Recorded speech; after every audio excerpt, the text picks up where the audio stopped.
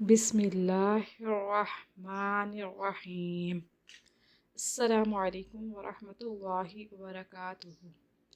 آج ہم ایک اور وظیفے کے ساتھ آپ کی خدمت میں حاضر ہیں۔ آج کا وظیفہ، سبق نہ بھولنے کی دعا۔ اللہم افتح علینا حکمتک وانشر علینا رحمتک یا ذا الجلال والاکرام۔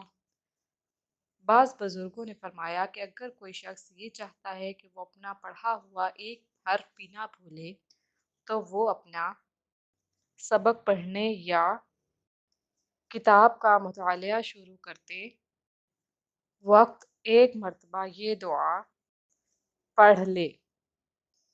مزید وظائف کے لیے ہمارے چینل کو وزٹ کرنا مت بھولیے گا اور جاتے جاتے ہمارے چینل کو سبسکرائب کر دیجیے۔ اللہ پاک ہم سب کو ان وظائف پر عمل کرنے کی توفیق عطا فرمائے۔ ہمیں اپنی دعاؤں میں یاد رکھیے گا۔